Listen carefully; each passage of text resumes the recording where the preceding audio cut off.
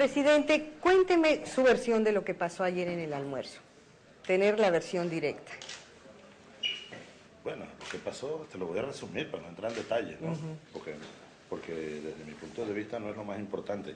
Aquí en esta reunión hay algo mucho más importante. Yo diría, como decía Raúl ahora, esplendoroso. Es decir, por primera vez se plantea y se acordó en un documento la creación de una instancia que nos agrupe.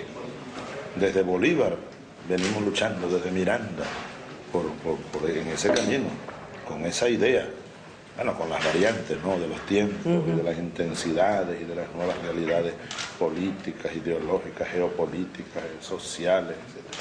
Pero ese es el camino que trazó Bolívar, la unión de América Latina. Entonces se acordó, y algo mucho más importante para nosotros, pues, dentro de esa gran importancia, para nosotros en lo particular es muy importante también que se haya aprobado la cumbre de Caracas, ya quedó ratificada para julio, en torno al 5 de julio, que es el día aquel para nosotros memorable, hace 200 años se van a cumplir el próximo 5 de julio, de la Declaración de Independencia y además la aprobación por esos días de la primera constitución en la historia de América Latina y del Caribe. Y comenzó la primera república venezolana bajo el liderazgo de Francisco Miranda. Aún no era Bolívar el líder principal, aun cuando estaba ya en los equipos revolucionarios del gobierno.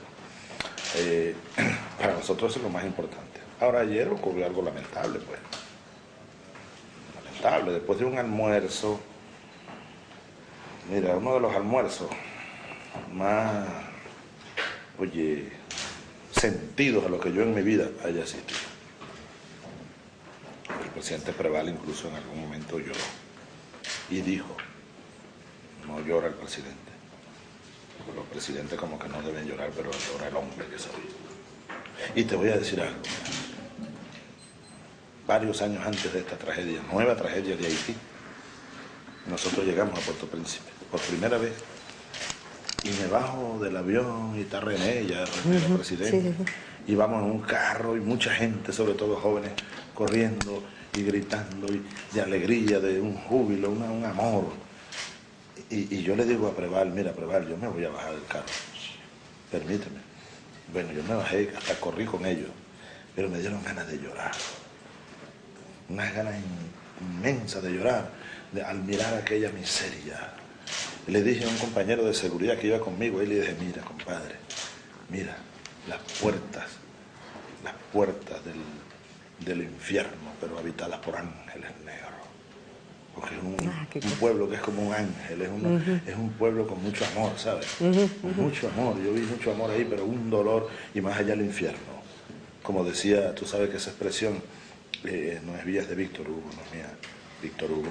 Él dice que hay como dos cuartos, ¿no?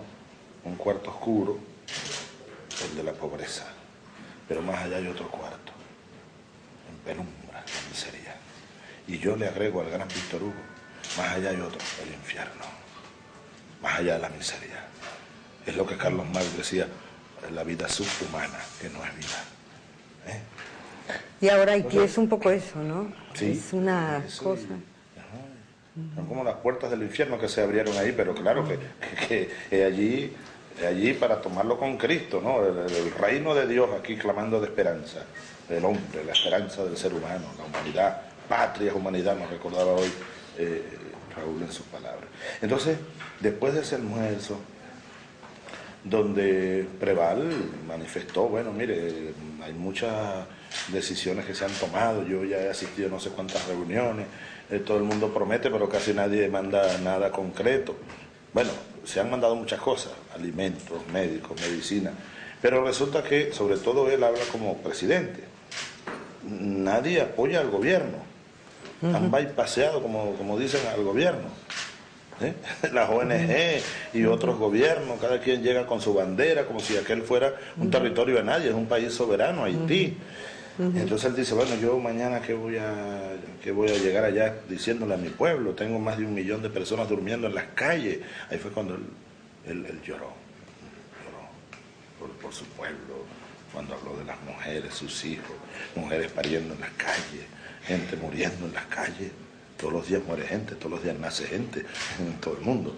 Ahora hay 1 millón y tanto en la calle. Comenzaron las lluvias, entonces él dice, ¿dónde están las carpas? ¿Dónde están? Bueno, y entonces ante aquella situación ya un poco dramática, varios de nosotros, bueno, empezamos a decir, bueno, Venezuela puede poner tanto ya para el presupuesto. Un micro presupuesto para de la administración. De la administración, pues, es decir, los médicos, los sueldos, los maestros, las cosas mínimas para el funcionamiento de un gobierno, pues. Bueno, luego, después de todo eso, otras ideas surgieron de pedir unos créditos por el BID y por la CAF para algunos de nosotros, de nuestros países, pues, pero que sean créditos para Haití, que nosotros lo paguemos. Empezaron a surgir ideas. El presidente Calderón empezó a hacer una sumatoria y bueno, ¿cuánto pone este? Yo pongo tanto, dijo tal, yo pongo. Ahí fuimos, hasta donde cada quien podía, pues, y ahí de emergencia.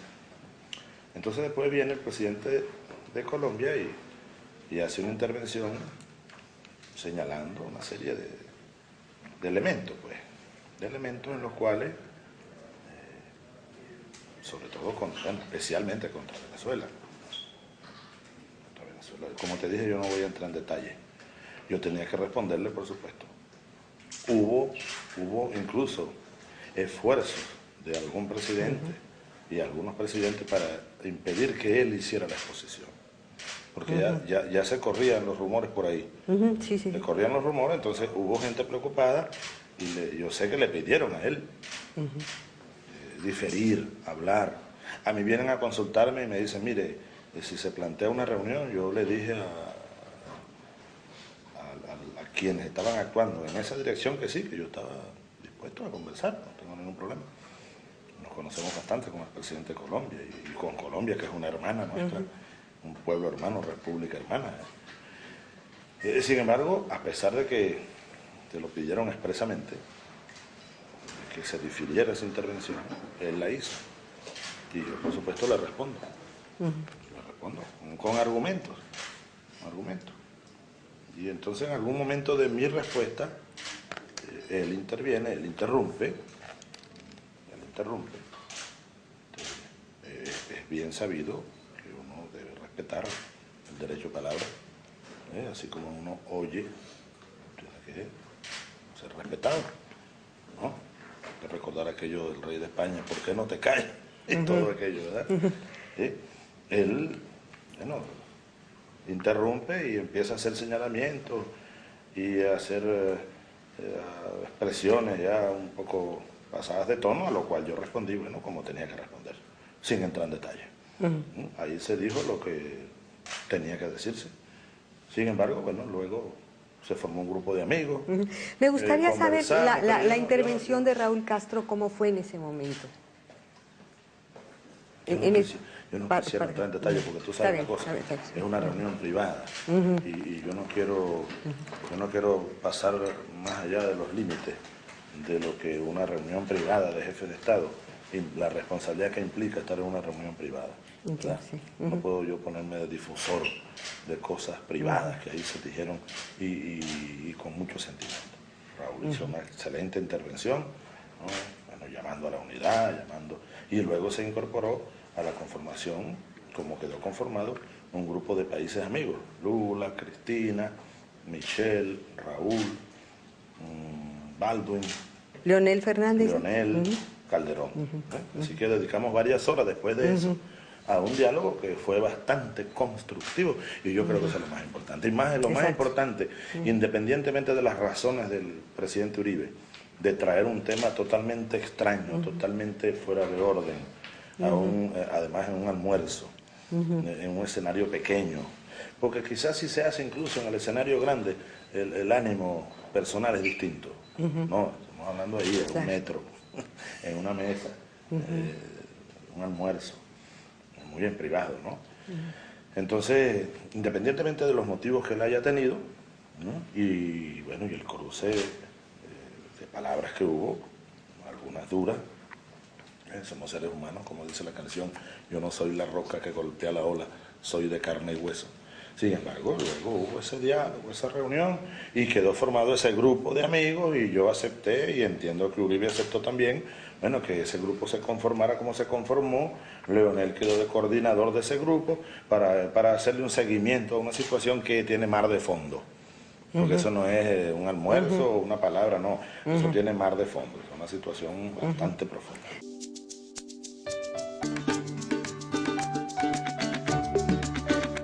¿Cuál va a ser la materia de trabajo del grupo de amigos?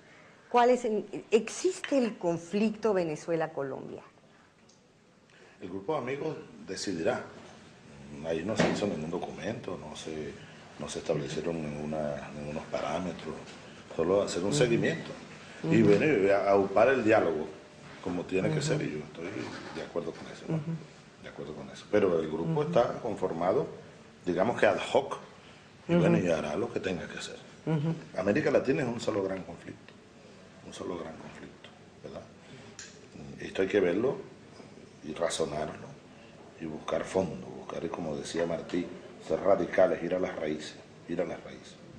En Colombia hay una guerra, incluso en gobiernos anteriores a nosotros se nos ha pedido ayudar en los diálogos, explorando la paz, y esa es nuestra posición. Te voy a decir algo. Esta Blanche, ¿no? Cuando yo tenía 21 años, me gradué de teniente, en ese tiempo subteniente, era teniente, de comunicaciones del ejército venezolano. Y mi primer cargo fue oficial de comunicaciones de un batallón de contraguerrilla. Ese batallón estaba en la frontera con Colombia. Así que yo a los 21 años andaba con un fusil y unos soldados y unos radios montando antenas por una selva y unos ríos, navegando por unos ríos, haciendo patrullaje, buscando guerrillas colombianas. Y vi muertos, vi sangre. Me tocó llegar hasta la línea, yo recuerdo que llegamos hasta la raya, y no, de aquí para allá es Colombia, para allá no podemos pasar. Pero el conflicto venía de allá, como sigue viniendo de allá. Luego se le suma a eso, en los años que han pasado, guerrillas paramilitares que surgieron después, en época mucho más reciente, las fuerzas militares colombianas, el narcotráfico que inundó casi todos los espacios en Colombia. Y bueno, un conflicto social terrible. Nosotros en Venezuela tenemos 4 millones y más de colombianos desplazados, familias enteras que se van huyendo al hambre, a la guerra, a quién sabe cuántas, al narcotráfico, los paramilitares. Es una situación difícil. Nosotros, cuando llegamos al gobierno, lo primero que dijimos al respecto es que nosotros nos declaramos neutrales, porque Venezuela era partícipe del conflicto, aliada al gobierno de Colombia y a ambos gobiernos coordinados por Estados Unidos. Yo, así como te dije que de teniente, llegué hasta la frontera y nos pasábamos para allá, era 1976 por allá. Unos años después, una década después, volví a la frontera ya de capitán. Y ahí sí pasábamos. Nosotros, y a mí me correspondió operar en contra de mi voluntad dentro del territorio colombiano y patrullar junto con militares colombianos en la búsqueda de lo que se llamaba el enemigo común. Y me correspondió estar en reunión con militares gringos, tanto en el lado colombiano como en el lado venezolano, que coordinaban por satélite los mapas, las operaciones. Éramos ejércitos utilizados por el imperio. Cuando llegamos al gobierno declaramos neutralidad y dijimos nosotros no vamos a intervenir en ese conflicto interno, y lo que hacemos es un llamado a buscar los diálogos de paz, el camino a la paz.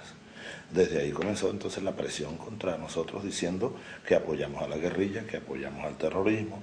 No, lo que apoyamos es la paz, una salida política, así como hubo en Centroamérica y en muchas partes del mundo guerras, donde hermanos se mataron y se masacraron. ¿Por qué eso no se puede lograr en Colombia? Jorge Eliezer Gaitán, asesinado en mala hora, lo había dicho unos días antes de su muerte. Lo dijo de esta manera, equivocándose terriblemente, lamentable. él dijo, no se atreverán a matarme la oligarquía colombiana. Gaitán iba a ser directo el presidente de Colombia, no lo paraba nadie por elecciones. Y entonces dijo un día, no me matarán, porque si me mataran, pasarían 50 años para que las aguas y los ríos de sangre desaparecieran y volvieran a su curso, algo así. Bueno, lo mataron, primera equivocación. Y segundo, ya pasaron más de 50 años y los ríos siguen desbordados. Siguen fluyendo. De sangre, de muerte, de asesinato, masacre. Eso es muy doloroso. Un pueblo noble y hermano nuestro. Es decir, que es una situación que requiere ser mirada en profundidad y con visión abarcante. Yo al grupo de amigos, ayer se lo comenté, bueno, hay que mirar esta situación mucho más allá de lo que el presidente de Colombia viene a denunciar ahora, acusándonos de un bloqueo económico, cosa inaudita, comparando incluso con el bloqueo a Cuba, una comparación que no tiene pies ni cabeza. Mucho más allá de eso, y de que eso se pudiera o no se pudiera solucionar, como él pide que se incremente las compras venezolanas a Colombia, porque eso es lo que están pidiendo. Nosotros bastante le hemos comprado y le compramos a Colombia y comerciamos con Colombia, con Brasil, con Argentina. Pero más allá de eso, hay una situación de fondo que estamos llamados a mirarla en UNASUR, en esta organización que están haciendo, que para nosotros, te repito, es lo más importante. Nos vamos muy motivados, nuestro canciller y nuestro equipo, estamos hablando con Raúl, el canciller cubano, porque bueno, nos queda un año para montar, un año y un poquito más, nuestra cumbre en Caracas, de esta organización que están haciendo, y como Raúl Castro lo dijo en sus palabras, y varios presidentes lo han comentado, nosotros también, por supuesto, aspiramos que en Caracas, en julio de 2011, se apruebe el documento constitutivo de la organización o comunidad de Estados de América Latina y el Caribe. Eso es lo más importante para nosotros. Las demás cosas habrá que irlas llevando, conversándolas. Yo conversé, fíjate, con el presidente nuevo de Panamá, el presidente Martinelli. Ahora nos topamos en un pasillo y nos saludamos. Ella se acercó y yo, pues, con mucho gusto, primero como caballero y segundo, es una dama y es una presidenta electa de Costa Rica, la presidenta Chinchilla. Conversamos, luego nos volvimos a ver ya con Raúl, despidiéndonos, invitándonos a su toma de posesión, que quiere trabajar, bueno, independientemente de las ideologías. Y eso tenemos que entenderlo los que estamos en funciones de gobierno. Debemos respetarnos, respetar la política interna de cada país y trabajar juntos por la unidad, la lucha contra la miseria, la pobreza, la delincuencia, el narcotráfico, el desarrollo humano. Es una responsabilidad que hay que entenderle, no dejarse llevar por apasionamiento o por presiones de quienes quieren, siempre han querido ponernos a pelear, dividirnos, bueno, entre el más interesado, el imperio. Para no alargar el tema del incidente, porque efectivamente no es lo importante, pero ¿usted cree que mancha la cumbre de Cancún? No, para nada, no, para nada, no mancha nada. No creo que manche a nada, ni manche a nadie. No, yo creo que no, yo creo que la cumbre terminó de manera, ya te lo digo, esplendorosa. Qué bueno. De aquí a la cumbre de Caracas, hay un tramo crucial, hay que discutir los estatutos, la estructura que va a tener la organización, el nombre, definirlo. ¿Cuáles son los principales obstáculos que usted ve? Qué pena por verlo desde el punto de vista negativo, pero los periodistas somos un poco como abogados del diablo en estas cosas, y sí se ven dificultades, sí se ven aristas complicadas en todo esto. Sin duda que las hay y las habrá, y habrá otras que surgirán de manera natural, otras artificialmente, porque siempre habrá el juego del imperio estadounidense, del imperio yanqui, siempre habrá una conspiración, un juego, y duro, ellos juegan duro, tienen muchos recursos, mucha experiencia en esto, siempre lo han logrado además, siempre han logrado impedir la unidad de América Latina, ¿no? De distintas maneras, hay que recordar desde la época de Bolívar, con un gran esfuerzo no solo militar, político, diplomático, fíjate, no había terminado la guerra en Venezuela y Bolívar ya estaba enviando comunicaciones, emisarios especiales a diferentes gobiernos que estaban surgiendo también. Entre los años 22 y 24, Simón Bolívar logró tres convenios bilaterales, a los que él llamó tratados de unión, liga y confederación perpetua, y bien razonados. Uno con Perú, es decir, la Gran Colombia con Perú. El segundo con Buenos Aires, la provincia de Oro, y el tercero con México. Eran aquellos años Iturbide. Con Iturbide no se pudo lograr nada, más bien porque se nombró emperador, pero luego vino otro gobierno después de Iturbide y con ese gobierno firmaron el tratado. Esos fueron los preparativos hacia el gran encuentro planificado para Panamá.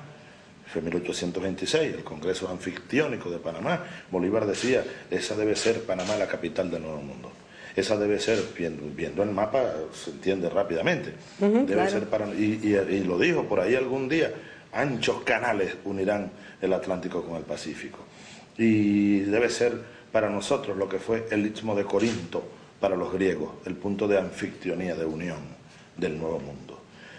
Bueno, el Congreso de Panamá fracasó, el mismo Bolívar, aún el Congreso sesionando en Panamá, escribe a uno de sus compañeros y le dice, el Congreso de Panamá nació muerto, su poder es una sombra, y se me parece, dice, al loco aquel de la leyenda griega, que parado sobre una roca del mar Egeo, creo que era el mar Egeo, creía manejar la navegación, dirigía los barcos. Así, fíjate la figura de Bolívar, que era un sabio. Ese Congreso nació muerto. Y murió, y luego en México lo enterraron en Tacubaya, en 1828. Y Bolívar murió diciendo, he arado en el mar. Bolívar murió diciendo, pocos meses antes le escribió a otro de sus grandes compañeros y le dice, mira, si la América, y él se refería siempre a la América nuestra, si la América no se llama al orden y a la razón, un nuevo colonial legaremos a la posteridad. Fue lo que ocurrió en estos 200 años. Y ahora, casi 200 años después, casi 200 años después, ¿se está logrando ese sueño o todavía falta, digamos? Te lo voy a decir de esta manera. Hace, ¿cuántos años ya? 16 años. Yo salía de la cárcel. 1994. ¿Sí? Por estos días, por marzo. Y ese mismo año, en diciembre, recibo una invitación a visitar Cuba. Yo andaba por ahí ya haciendo política. Vine por México en esos meses, en esos tiempos.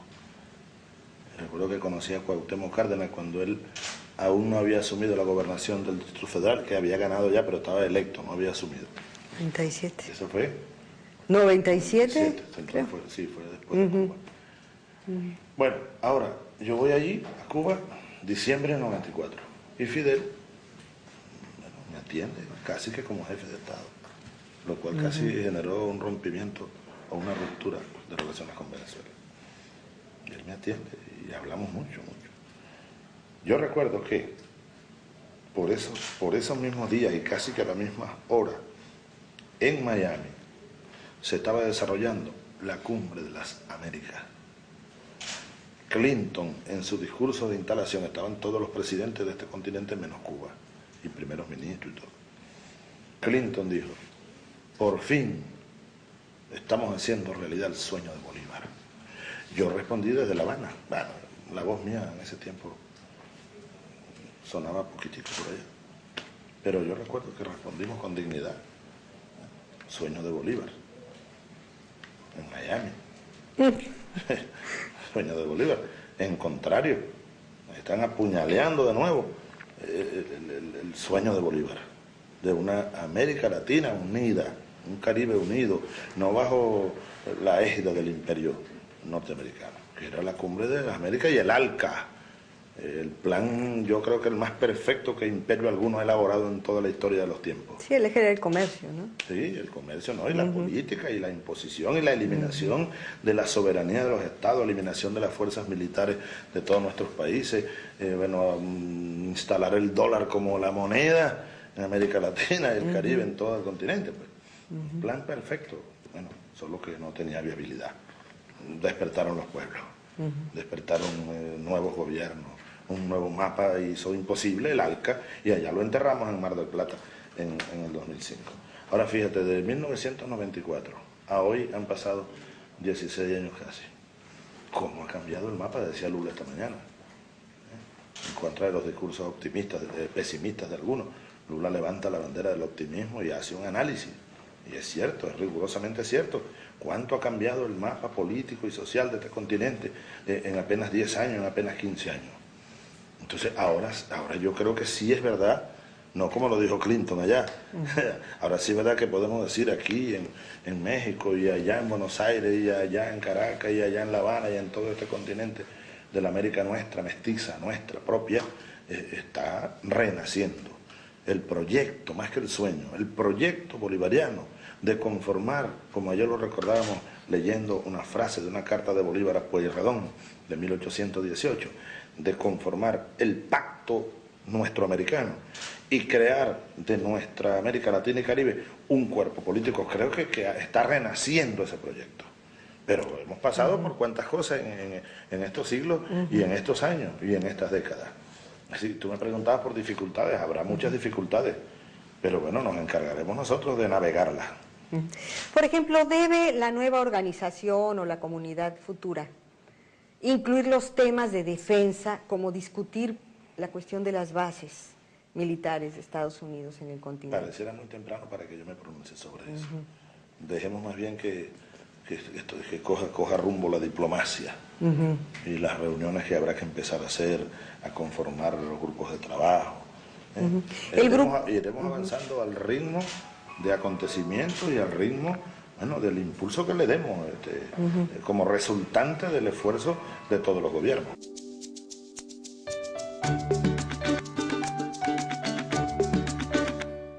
Ahora, la correlación de fuerzas en América Latina entre gobiernos progresistas y otros conservadores nuevamente empieza a cambiar.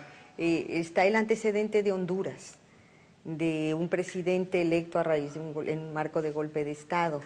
Es un problema político importante todavía que tiene que resolver la comunidad latinoamericana y caribeña, ¿no?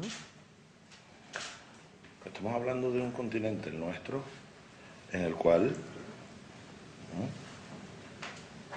estaremos siempre sujetos a los vaivenes político-electorales en buena parte de nuestras regiones, de nuestra gran región. Ahora, yo no creo que eso sea el elemento definitivo o el de mayor peso a la hora de darle viabilidad a la fórmula de la creación de este espacio de articulación, que tendrá que comenzar siendo de articulación, porque la unión es la visión de largo plazo. La unión no se decreta, tú lo sabes, se tiene que ir construyendo, respetando las diferencias de los distintos actores intervinientes. Que tú no puedes picar el mapa con una tijera. Bueno, en un papel lo puedes hacer. El mapa de América Latina tú no puedes borrar un país porque no te gusta el gobierno que está ahí. Hay una realidad, como llaman la realidad política. Es esta. Ahora, yo no creo que eso sea lo determinante. Porque, bueno, nosotros hemos estado conviviendo con distintos gobiernos o gobiernos de distintos signos ideológicos. Incluso dentro de la izquierda, tú sabes que hay distintas intensidades. Ningún gobierno es idéntico al otro, claro. Ni el cubano, ni el venezolano, ni el brasileño, ni el uruguayo. Así que en el mismo campo de la izquierda tenemos variantes, a veces contradicciones, diversidades. Y bueno, y luego más allá en la derecha también. Ahora, te voy a repetir esto. Yo acabo de conversar con el presidente de Panamá, y de mucho afecto, invitaciones, trabajo conjunto.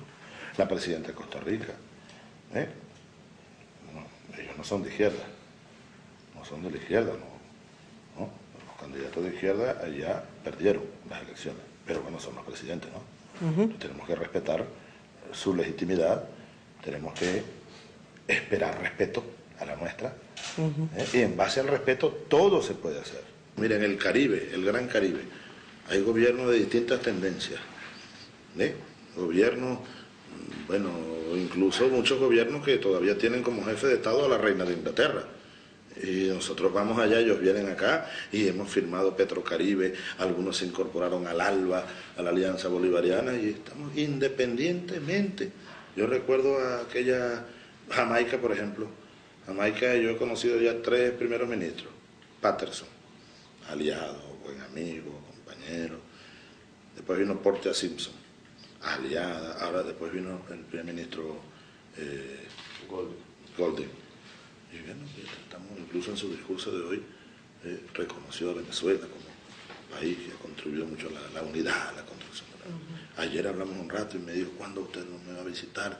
Quiero que inauguremos la plaza y el centro Simón Bolívar, porque tú sabes que Bolívar vivió también en Jamaica y consiguió mucho apoyo para nuestra independencia, igual que, bueno, mucho más consiguió en Haití, pero estuvo, bueno, por ese Caribe. Entonces, no nos importa que uno esté más a la izquierda, en el centro, en la derecha. Como dijo Lula hoy, cuando estamos aquí somos jefes de Estado, jefes de gobierno. Ah, pero tiene que haber respeto.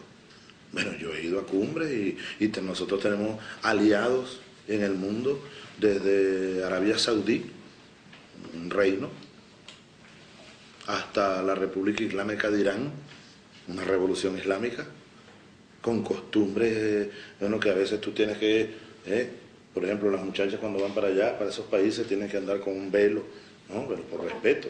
Ellas pudieran decir que no. Yo vi por ahí a la Secretaría de Estado sin velo, pero ellas por respeto se ponen su velo para ir a respetar a aquellas sociedades que somos aliados de los países del Golfo Pérsico, de África, gobiernos de izquierda, de derecha. No nos importa, eso es un problema de cada país. Ahora, dime tú quién va a pensar, yo tuve un amigo que era tan, no voy a decir radical, porque esa palabra más bien hay que recomponerla en su sitio. Radical es ir a la raíz, como Martí explica muy bien. Era tan dogmático, que éramos muchachos. Y entonces íbamos a una fiesta allá en Barinas, en mi ciudad natal, y él decía, yo no bailo con ninguna muchacha hasta que no se defina ideológicamente. No sé. Sí. Yo no. Usted no es así. No, por el amor de Dios.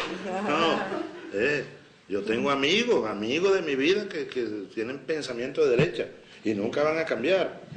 Amigos, amigas, familiares, y los quiero mucho y los querré toda mi vida, pero bueno, eso no es todo en la vida.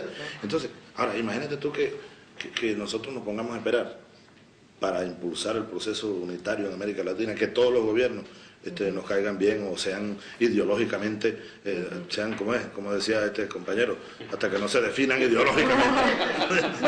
Bueno, quizá nunca. En esta línea, ¿usted sí ve que pueda llegar un punto en el que pueda hablar bien, civilizadamente con Álvaro Uribe? Pero si es que lo hemos hecho 100 veces, 100 y más. Aquí hay varios testigos, en Caracas, en Cartagena, en Bogotá, en otras partes del mundo. Hemos firmado convenios.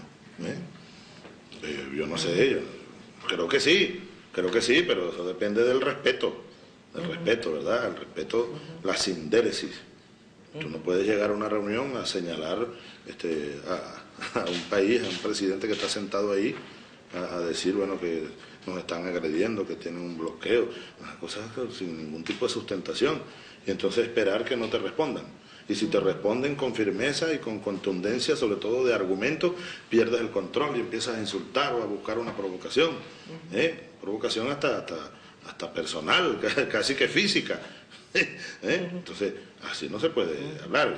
Yo espero de todos los jefes de Estado, de gobierno, así como el rey de España, fíjate, el rey se le fueron también las cosas, y entonces, ¿por qué no te callas? Esta mañana estábamos recordándolo, antes de empezar la reunión. Y Raúl dice que él estaba viendo desde La Habana por televisión. Y entonces él llamó para allá. Porque el rey me dice a mí, ¿por qué no te callas? Pero yo no oí al rey. Entonces esta mañana estábamos viendo y me dice, menos mal que no lo oíste. Y es verdad, el rey tuvo suerte. Porque yo no oí. ¿Por qué no lo oigo? Porque el que está hablando es Zapatero, tiene el micrófono aquí. El rey no tiene micrófono. Yo tengo mi micrófono y estamos ahí intercambiando. Y entonces el rey sin micrófono, él lo que hizo eso. ¿Por qué no te callas? Solo que después alguien, las cosas, ¿cómo se llama esta? Tecnológica, dan para muchas cosas. Alguien... ¿Manda el mensajito? No. La voz del rey, sin embargo, aunque no se oyó en la sala, es captada por la micrófono. Entonces le dan más sonido y le empiezan a repetirla por CNN y todo, y a ver si se oyó completamente. Pero en el momento yo que estaba de este lado, yo no lo oigo. Menos mal que yo no oía al soberano. Sin embargo, después que me dicen lo que él dijo, bueno, yo no lo vi más a él, pero le dije a los periodistas respondiéndole, le dije muchas cosas.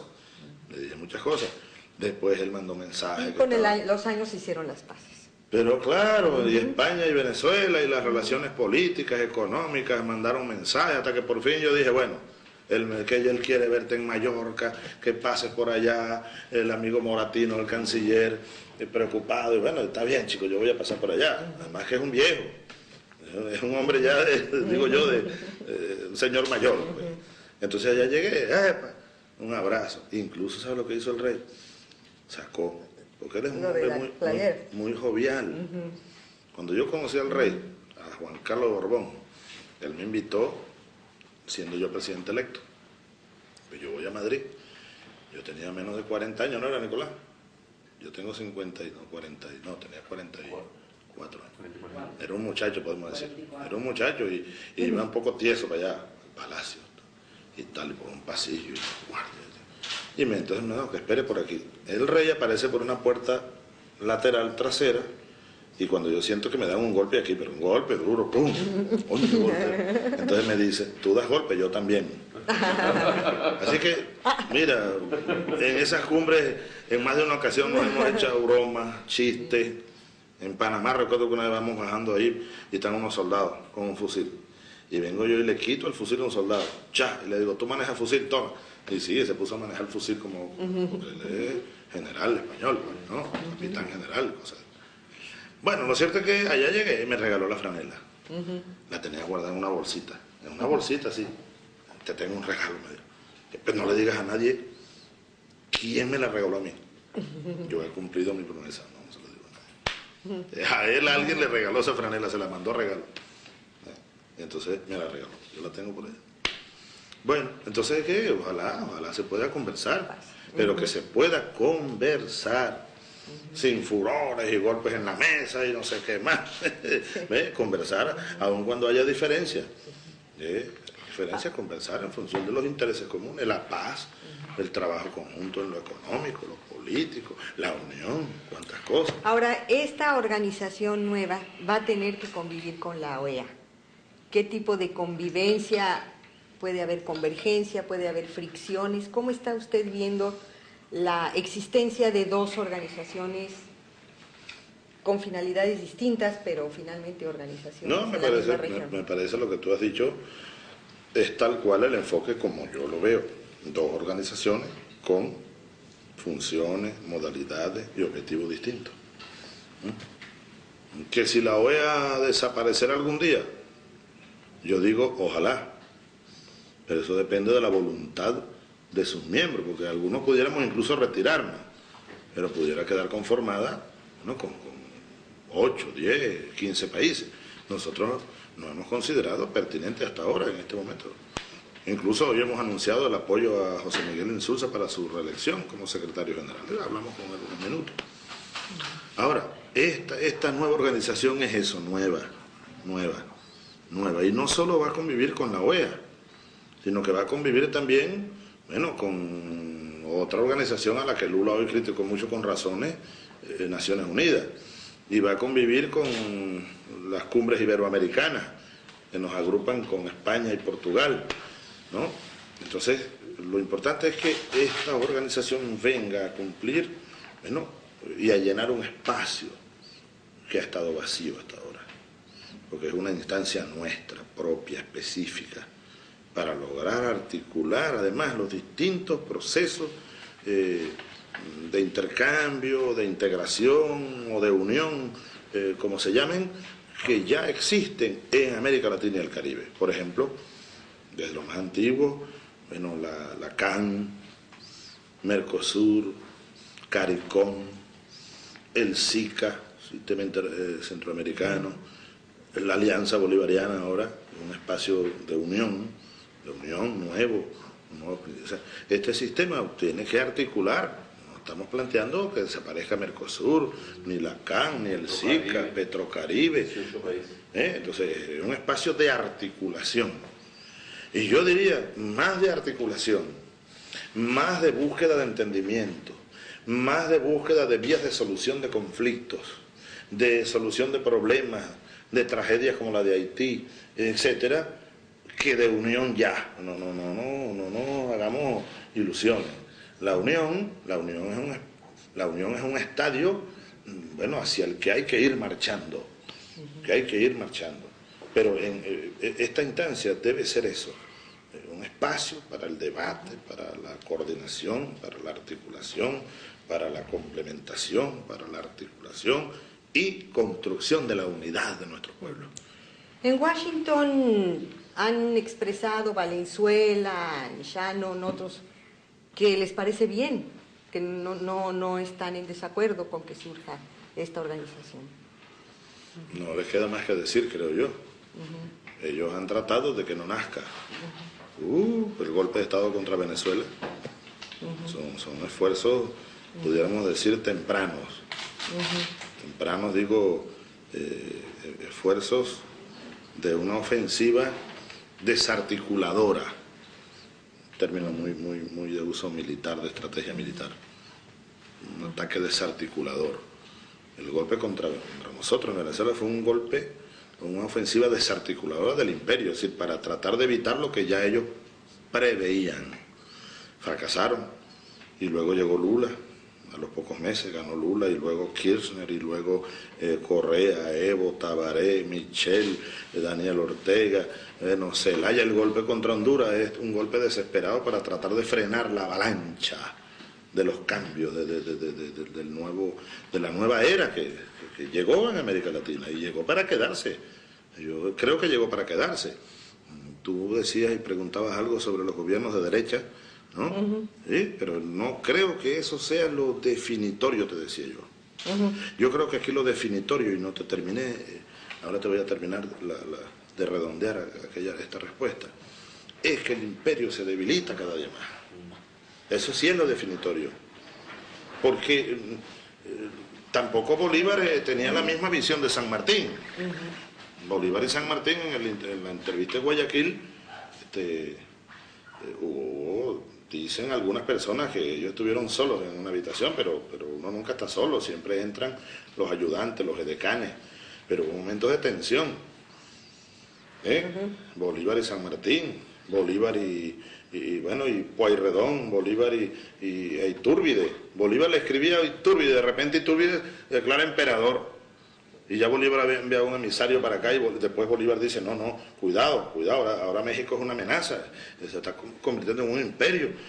Luego cae Iturbide y Bolívar retoma la ofensiva rumbo a Panamá y logran el Congreso de Panamá. Fíjate tú, no es que aquellos hombres tenían la misma visión política o geopolítica incluso, pero bueno, se trata de la articulación del espacio. Por eso te digo que lo vital para nuestra independencia definitiva, un factor que tiene mucho peso, es el debilitamiento del imperio.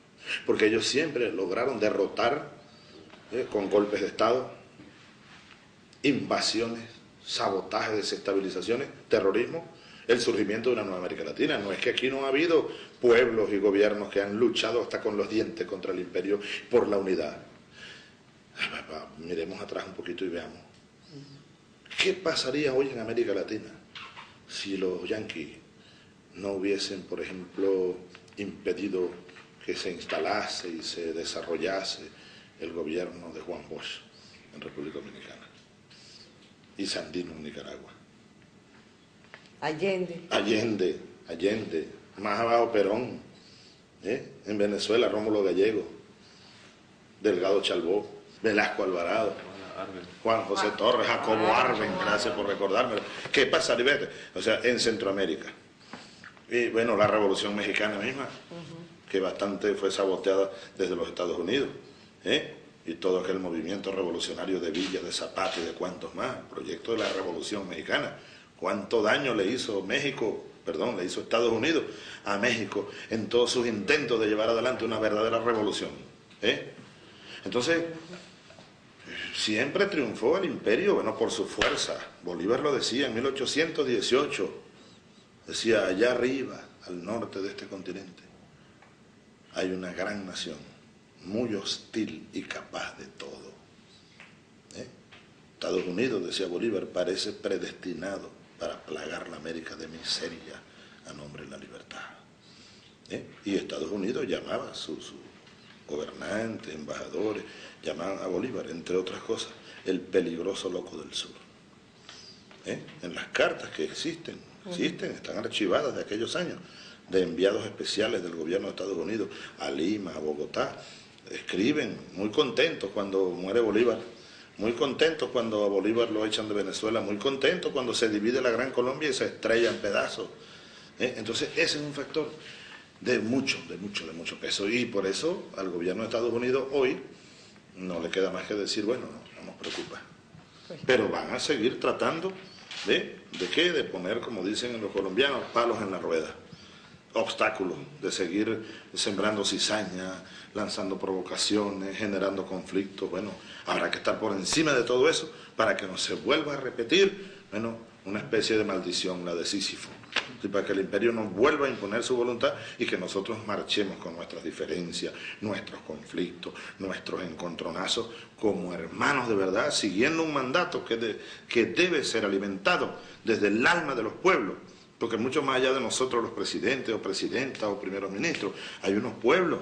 Por eso a este espacio nuestro y nuevo debemos llenarlo de pueblo. No puede ser un espacio solo de cumbre, de presidentes, por allí, no, pueblos. Y ustedes, ¿cómo se llama?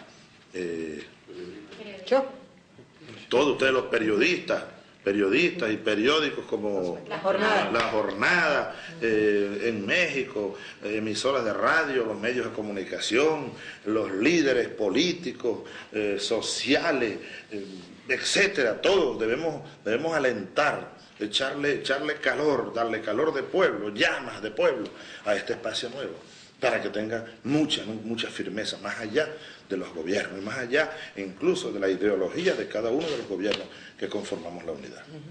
Presidente, no quiero que se vaya sin la última cosa. René Preval, ¿qué se lleva a Haití ahora?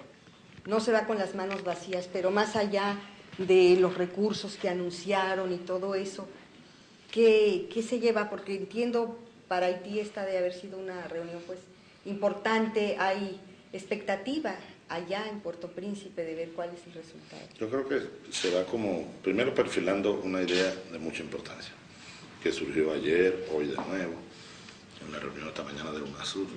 Es decir, es que tenemos que apoyar al gobierno de Haití, a las instituciones de Haití, porque han pretendido dividir Haití en 500 pedazos, 500 paisitos donde cada una ONG o, como decía Preval ayer, una organización internacional tal iza una bandera, y aquí estamos hablando inglés, francés, español, portugués, alemán, no sé, como si aquello fuera una tierra que era de nadie. No, es un pueblo que es Haití, una república, una nación, una patria. Ahora, eso se ha fortalecido aquí. ¿Ese fue el sentir de René Preval sobre todos esos primeros días? Es lo que yo creo, es lo que se evidenció de distintas maneras, con muchas contundencias.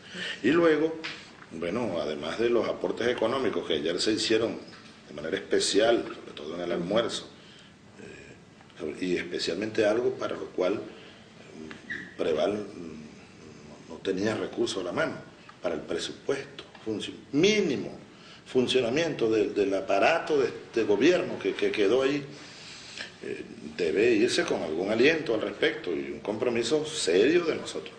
Y luego, con planes de mayor consistencia para el mediano plazo. Mediano plazo digo yo, más bien corto plazo este año. Pero también se revisó la visión larga, estratégica. Ayer se habló, por ejemplo, de los polos de desarrollo. A mí me gusta mucho esa idea. Hoy la ratificamos en UNASUR. Los pueblos de polos de desarrollo. Polos de desarrollo. Sí. La solución no está solo en Puerto Para Príncipe. Desconcentrar e impulsar actividades agrícolas, pesqueras, de reforestación. Y ahí está el presidente Correa como presidente pro tempore de UNASUR trabajando muy fuertemente. Esta mañana la reunión fue muy buena. A él se le ve una gran voluntad, una gran firmeza y el ánimo de todos de cooperar. Así que yo creo que Haití, desde aquí enviamos nuestro sentimiento y, por qué no, una lágrima, pero un canto de esperanza al pueblo de Haití.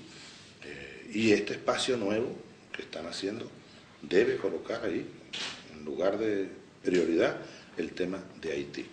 Y buscar distintas iniciativas. Leonel estaba informando de una reunión mundial que habrá en Santo Domingo, nos está invitando, ojalá podamos ir en junio. Hay una reunión en Nueva York, pero hay otra en junio en Santo Domingo, donde se va a hablar de proyectos de desarrollo a largo plazo.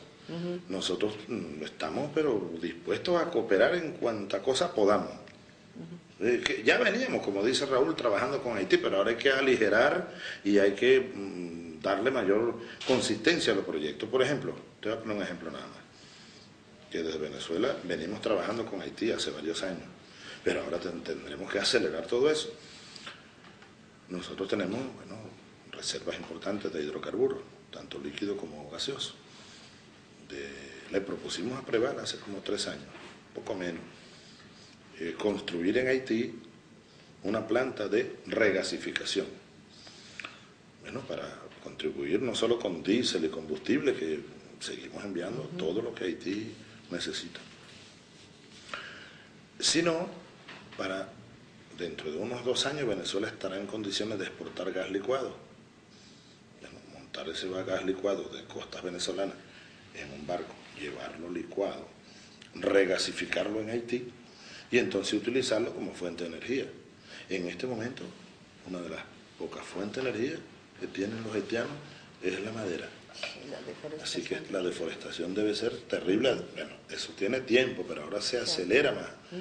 De una manera en la que nosotros podemos colaborar mucho más con Haití, de manera estructural, pues, para que Haití, más pronto que tarde, sea una verdadera república independiente y no dependa, de la ayuda de tal país, de la ayuda de cual país, como la han puesto a depender el capitalismo y el imperialismo desde que se atrevieron a hacer la gran revolución aquella liderada por Toussaint Louverture, los jacobinos negros, yo digo también los ángeles negros.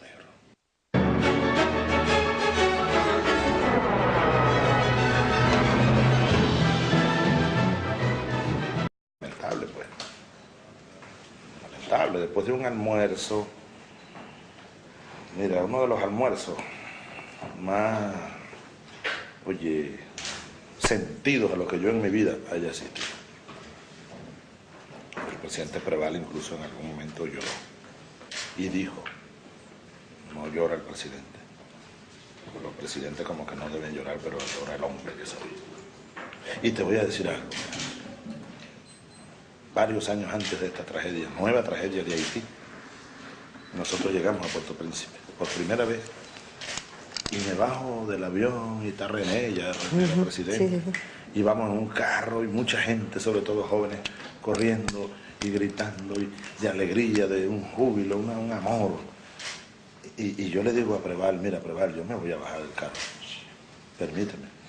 Bueno, yo me bajé, hasta corrí con ellos, pero me dieron ganas de llorar. Unas ganas inmensas de llorar, al mirar aquella miseria. Y le dije a un compañero de seguridad que iba conmigo, y le dije, mira, compadre, mira, las puertas del infierno, pero habitadas por ángeles negros.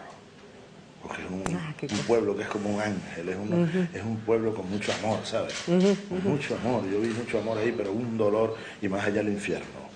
Como decía, tú sabes que esa expresión no es Vías de Víctor Hugo, no es mía, Víctor Hugo. Él dice que hay como dos cuartos, ¿no?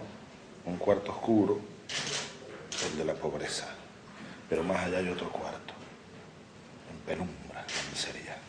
Y yo le agrego al gran Víctor Hugo, más allá hay otro, el infierno, más allá de la miseria. Es lo que Carlos Marx decía, interviene, él interrumpe. Es bien sabido que uno debe respetar el derecho a palabra, así como uno oye, tiene que ser respetado, ¿no? Hay que recordar aquello del rey de España, ¿por qué no te callas? Y todo aquello, ¿verdad? Él, bueno, interrumpe y empieza a hacer señalamientos y a hacer expresiones ya un poco pasadas de tono, a lo cual yo respondí, bueno, como tenía que responder, sin entrar en detalle. Ahí se dijo lo que tenía que decirse. Sin embargo, bueno, luego se formó un grupo de amigos. Me gustaría saber la intervención de Raúl Castro, ¿cómo fue en ese momento? Yo no quisiera entrar en detalle porque tú sabes una cosa, es una reunión privada y yo no quiero pasar más allá de los límites de lo que una reunión privada de jefe de Estado y la responsabilidad que implica estar en una reunión privada. No puedo yo ponerme de difusor de cosas privadas que ahí se dijeron y con mucho sentimiento. Raúl hizo una excelente intervención, ¿no? Bueno, llamando a la unidad, y luego se incorporó a la conformación, como quedó conformado, un grupo de países amigos, Lula, Cristina, Michelle, Raúl, Baldwin, Leonel Fernández, Calderón.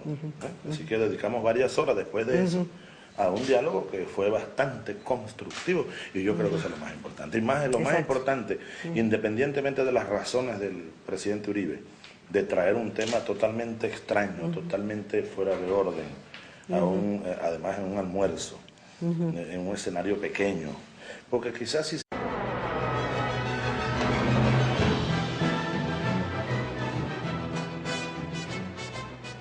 Presidente, cuénteme su versión de lo que pasó ayer en el almuerzo, tener la versión directa. Bueno, lo que pasó te lo voy a resumir para no entrar en detalles, ¿no? Porque desde mi punto de vista no es lo más importante. Aquí en esta reunión hay algo mucho más importante, yo diría, como decía Raúl ahora, esplendoroso. Es decir, por primera vez se plantea y se acordó en un documento la creación de una instancia que nos agrupe. Desde Bolívar venimos luchando, desde Miranda, en ese camino, con esa idea, bueno, con las variantes, ¿no?, de los tiempos y de las intensidades y de las nuevas realidades políticas, ideológicas, geopolíticas, sociales, etc. Pero ese es el camino que trazó Bolívar, la unión de América Latina.